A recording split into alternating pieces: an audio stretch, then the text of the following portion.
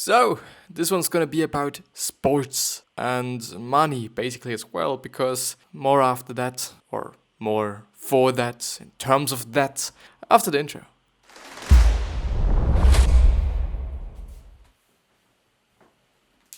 I just realized that I've forgotten to use my blankets, and as you can hear, the audio is just different, and you can just especially hear that right after I've placed my blanket. Audio is changing tremendously in the good way, or just to the good of the spectrum. But yeah, with that being said, hello, welcome back to the next episode of the Self-Development with Tactics fucking podcast. And I'm pumped to going for this, or to going through this, and it's gonna be a good time. It's gonna be a good episode, I at least hope. But yeah, if you want to listen to this episode, as it would be an audiobook, then please check out the links in the description, because there should be the link to the podcast, because this actually is a podcast. So this YouTube video that you're just seeing right now is basically like the video for and or to the podcast. So it's not really like the podcast, because the podcast is actually the audio version of it. But yeah, if you actually want to listen to this as a podcast, please check out the links in the description. There should be a link to the site where you could also choose where to watch and or to listen the podcast on, because I am on Apple Podcast, it is on Google Podcast, it is on Stitcher, it is on Castbox, it is hopefully everywhere, and also in the place where you're listening to your podcasts normally, so that there is no kind of barrier between you and listening to the episode just because there's another platform you have to be on. But yeah, I guess the thing is, most people are listening to podcasts on Apple Podcast. I'm also on there, and also just by my analytics, I've also seen that most people are indeed listening to podcasts, and also my podcast, on Apple Podcast and on iPhones, essentially. But yeah, this shouldn't be what it is all about this episode, but it should be about sports, this is something that a lot of people are just angry of, and something that they are not really kind of understanding maybe as well. But the thing is, and this is also kind of the reason why I'm willing to talk about that, athletes are earning quite a lot. And also very young athletes, they're earning really a lot. And is it actually something that's bad? If it is something that's good, I would say it is just what it is, isn't it? Because the thing is, they are earning a lot because people are watching the sports. They are earning a lot because the industry lets them earn a lot. And if a factory worker would just be kind of famous, if people would watch factories and whatnot, they would also earn more. It's just because the industry and the culture and the public and the people are just watching sports, and sports is just a big part of culture, a big part of our society and whatnot. Therefore, sports and or athletes just earn a lot, and the whole sports community and or those firms or companies and or the clubs themselves actually essentially as well, they are also having a lot of money. Just because it is the system, just because it is what society is. Of course, besides the whole fact that there just might be some tax things going on, if you know what I mean, that some people are doing, and I guess, way more people are doing that than we actually know, I guess. Let's actually see what the article is talking about. So this article isn't really about the whole problem of people just being angry at athletes that they're earning such a lot, but it is about how much money the 2019 World Series champions will earn. And I've seen it on the Make It, CNBC.com site or CNBC Make It site, and I thought it is something that I maybe should be talking about. Maybe this is something that people are interested in. Maybe this is something that might be kind of cool to talk about. And this article, by the way, was published or is published by Kathleen Elkins on Friday. So it's today is Sunday. It's actually this Friday, or it has been this Friday.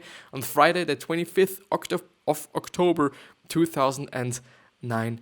3:20 p.m. EDT by Kathleen Elkins. And there is a picture, and should I actually read kind of the text beneath the picture, the text that describes the picture? Yeah, maybe. So Victor Robles, number 16 of the Washington Nationals, celebrates with his teammates after his 4-5 win over the Houston Astros in Game 1 of the 2019 World Series. And this photo is by Mike Ehrman from Getty Images Sport and Getty Images, essentially, because Getty Images Sports is just, I think, kind of a part of Getty Images. Game 3 of the 2019 World Series is set for Friday, October the 25th. The Washington Nationals, who led the Houston Astros 2-1 best-of-7 series, needs to win two more games to clinch the title. The Astros would have to win 4 of the next 5 games. Regardless of who walks away with the coveted Commissioner's Trophy, both clubhouses will earn a sizable 8-figure bonus that will be divided between players, coaches, and non-uniformed personnel like team chefs and security guards. Do they actually have to have their own security guards? I mean, it's a part of the club, it's a part of the team. Is it actually the case? Because I don't know. I'm just most familiar with soccer. The thing is, I consciously don't say football because at my point of view,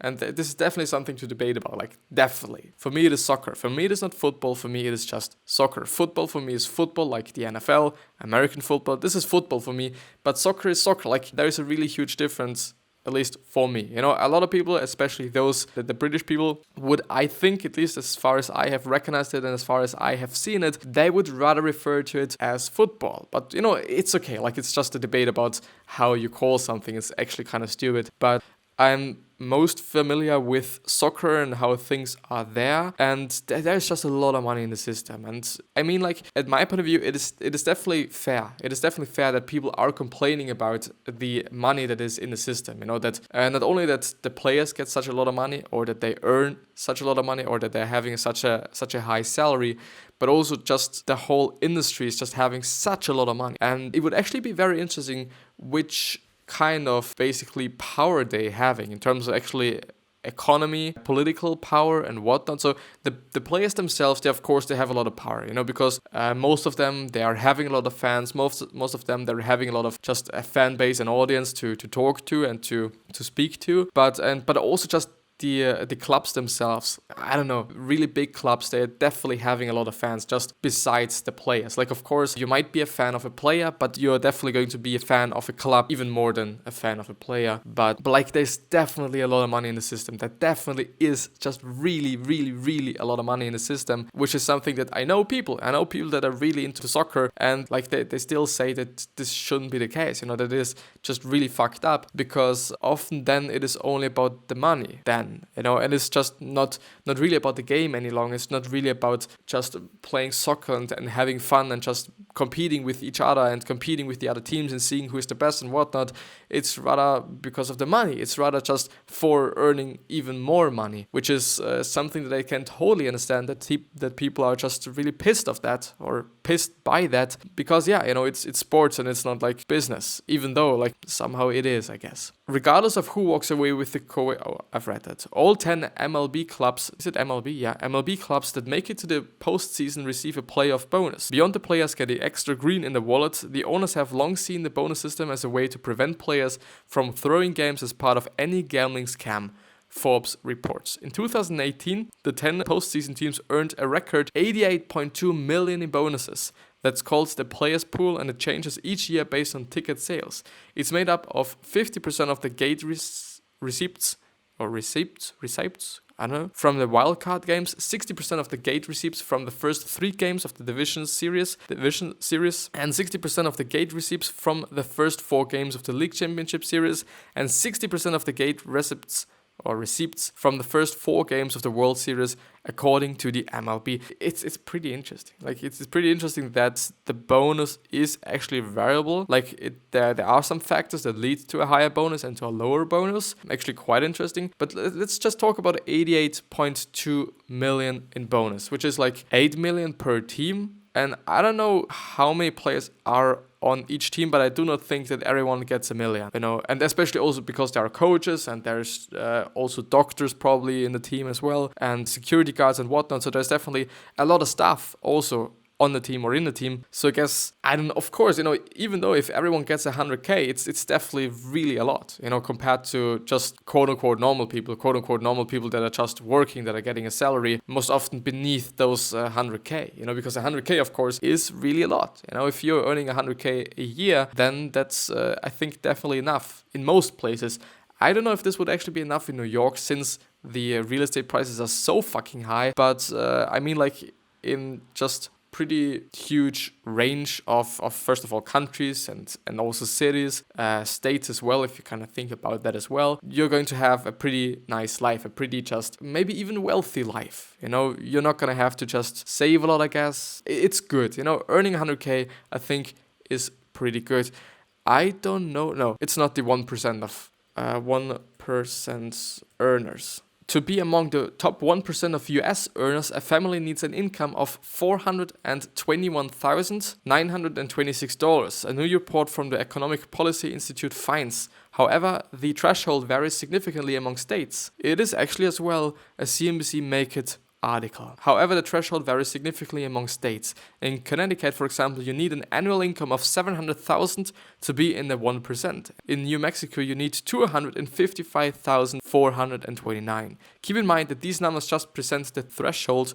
The average income of the top 1% nationwide is $1.32 million. I guess it's per year. Assume at least. The bottom 99% of the other hand earn an average of $50,107 per year. I have to say 50K divided by, let's say 12, let's talk about 12, it's still 4K. And I have to say, in my country, so in Austria, earning 5K a year is really not bad. It really is not bad. I would actually argue, let's actually look it up. Austria income. In Austria, just the problem there is as well that we have to calculate that the euro is just a little bit higher in worth than the dollar is, just a little tiny bit. So in Austria, the average household net adjusted disposal income per capita is $33,541 a year, just below than the OECD average of USD, which is 33,604. So it's just like, I know, $60, $70, somehow around that. But there is a considerable gap between the richest and poorest. The top 20% of the population earn about 4 times as much as the bottom 20%. It's pretty interesting. Like, and as you can see there, I mean, like, if they say, you know, if the CNBC Make It site says that 50% is like just what the other 99% are earning, so which I would argue that it is kind of the average there, some sorta, not really, kinda, then like compare that. Like, we are earning 33,000, and this is actually, I would actually argue that this is even not that bad, because 33 divided by 12 is still, yeah, nearly 3K. I mean, like, yeah, I don't know, 8.9 million visitors per year, 18.9 million, renewable energy, 29.5, which is actually relatively low, I have to say. 72% of people aged 15 to 64 in Austria have a job, or a paid job. I mean, like, you know, I'm in the other 28%. Yeah, 28%. But yeah, you know, let's actually move back to the original article. I hope that I can, oh my fucking god, it's small. It's so small. Oh, I found it. Everything is good. Blah, blah, blah, blah, blah. The amount each team gets from the players' pool depends on how far they advance. The further they make it, the bigger the share they earn. Okay, I see. You know, of course, it does just really make sense that you're doing this just because, like, I don't know, actually giving every team the kind of just same amount, basically, to just divide it by 10. Is it 10? 10? Yeah, I think it is 10. I think it would not really be fair, I guess. Last year, the winning Boston Red Sox team split a record $31.7 million. The World Series runner-up, the Los Angeles Dodgers, split $21.2 million. Like, you know, something to be said there is that I guess, like, those teams that are really, like, not good, they're not getting a lot of money. You know, or at least they're not getting a lot of bonus or a high amount of bonus or of that bonus. But I mean, like actually, I want to see MLB team members. Is this something? How many players are on MLB team? There are 2 rosters for an MLB team, a 25-man roster and a 40-man roster. The main team that plays and goes to games is the 25-man roster. So it's actually divided by 40, because I assume that, like, yeah, I assume that it might be just a little bit better. We could also just take the average, you know, but let's see what did they earn? 33? Was it 33, kind of? No, it's the wrong one. Good. The 31 divided by 40, like, it's still not a million. Like, even though it's quite a lot, like, it's well, okay, you know, it's still 700K per person, and this is just really a lot. It's too soon to tell how big the postseason pot will be this year, but both the Nationals and Astros can expect a hefty bonus. There's a breakdown of the percentage of the pool that goes to each team. The World Series champion is getting 36%. The World Series runner-up is getting 24%. League Championship Series runners-up, the second, I guess, is getting 24%. It's 2 teams, so they each get 12%, which adds up to 24% for both of them. Them Division Series runners-up, which are 4, they get 30% or 3.2% each. And the wild card game runners-up, two teams actually, these are 1.5% each. I mean, like, even though I'm really, really, really not educated in the whole MLB thing, I have actually once watched baseball. The only time, I played baseball in school and on the Wii. I've never actually watched a game, I guess. I don't know. I never watched a game. Once the money has been divided out to each club, it is about to the players to decide who gets a share of their team's winnings. Each year, as stipulated in the basics agreement between the Players Union and Major League Baseball teams headed to the postseason hold a meeting to distribute shares.